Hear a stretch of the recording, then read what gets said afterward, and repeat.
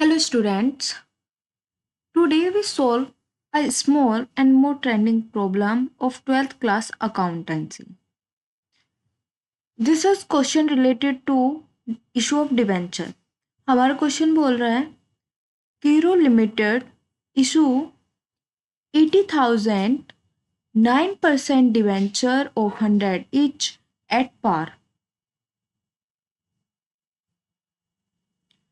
Redeemable at a premium of 10%. Question को समझते हैं फर्स्ट। यहाँ पे बोला कीरो लिमिटेड ने 8,000 डिबेंचर इशू किए 9% के इंटरेस्ट पे और उन पे पर डिबेंचर रेट क्या था 100 ईच एट पार, 100 रुपये पर डिबेंचर। तो इसके लिए हमें बोला गया कि इसकी जर्नल एंट्री कीजिए। ओके, तो फर्स्ट इसके लिए हमें वर्किंग करनी होगी। हमें पहले तो आपको जर्नल एंट्री के रूल्स पता है, आई होप पता होंगे। नहीं पता है तो सबसे मेन आपको याद रखना है, कुछ भी हमें रिसीव हो रहा है, कोई भी एक्सपेंस है या फिर एसेट्स आ रहा है तो वो होगा डेबिट। और अगर कुछ दे रहे हैं हम या कोई इनकम हो रही है या कोई लायबिलिटी क्रिएट हो रही है तो वो क्या होगी आपका क्रेडिट। ओके, तो ये याद रखना है। डेबिट क्रेडिट के केस में कोई भी क्वेश्चन हो वहाँ पे अगर कुछ रिसीव हो रहा है, कोई एक्सपेंस हो रहा है या एसेट्स कम इन, ये सब क्या होंगे डेबिट। अगर कोई गिव दे रहा है मतलब आप कुछ दे रहे हो, आपको कुछ इनकम हो रही है या कोई लायबिलिटी क्रिएट हो रही है तो वो क्या होगा आपका क्रेडिट। अब यहाँ पे देखते हैं हमारी क्या क्या सिचुएशन बन रही है। फर्स्ट देखो, क्वेश्चन को ऐसे समझते हैं, अगर आपको इस लैंग्वेज में समझ नहीं आ रहा, सिचुएशन ये है कि कंपनी को 80,000 रुपये के उन्होंने 100 पर करे हैं, मतलब 100 मल्टीप्लाई बाय 80,000 इज 80 लाख। यहाँ पे ये वर्किंग हो रही है, ये देखो। Okay, sorry. First face value issued 80,000 multiply by 100 80 lakh. तो इसे देखते हैं, ये हमारी 80 लाख क्या है, कंपनी को ज़रूरत है। अब कंपनी को 80 लाख की ज़रूरत थी। कंपनी ने क्या किया, किसी इन्वेस्टर से बोला कि आप हमें 80 लाख रुपीस दे दीजिए, उसके बदले में हम आपको 80 लाख के डिबेंचर इशू कर देंगे। और इन्होंने कहा उन 80 लाख के डिबेंचर पे हम 9% का तो देंगे आपको इंटरेस्ट पर ईयर। उसके साथ साथ एट द लास्ट इन्होंने कहा कि जब हम उन्हें रिडीम करेंगे, मतलब आपको पे करेंगे principal as well as interest, तो हम आपको एट ए प्रीमियम ऑफ 10% भी पे करेंगे।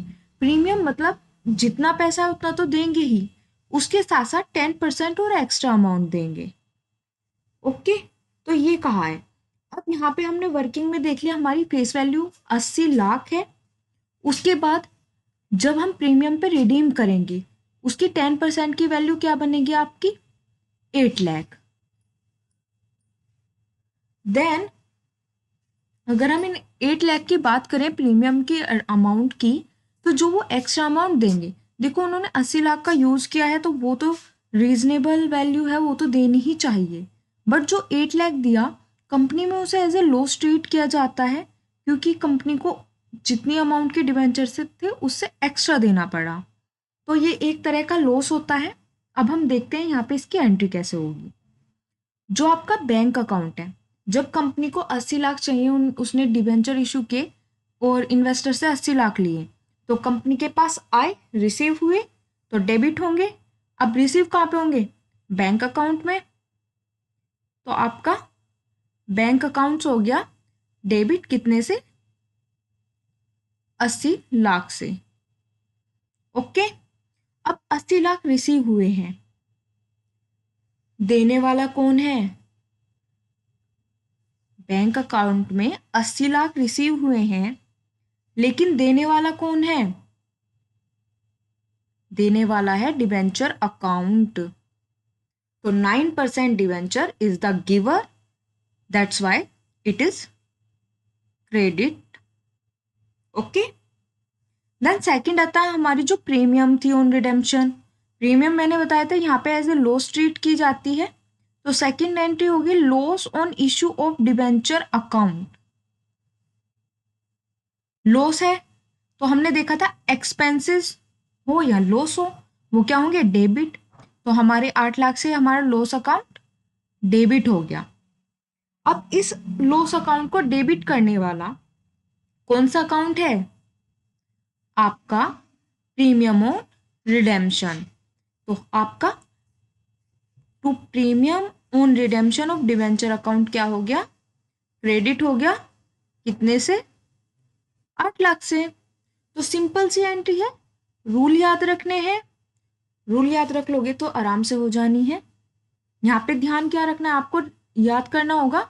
अब हम लॉस अकाउंट को क्या करेंगे, डेबिट करेंगे, लेकिन वो डेबिट हुआ है लॉस अकाउंट, तो वो किस वजह से हुआ है, प्रीमियम पे करने की वजह से। अब कंपनी जब प्रीमियम पे कर रही है, कुछ दे रही है, तो वो हो गया क्रेडिट, और क्योंकि उसे लॉस हुआ है तो वो क्या हो गया, डेबिट। आई होप ये आपको क्लियर हुआ होगा। अपने आपके फैब में एग्जाम है तो अच्छे से प्रिपरेशन कीजिए, आपको बहुत हेल्पफुल होगा ये। Thank you.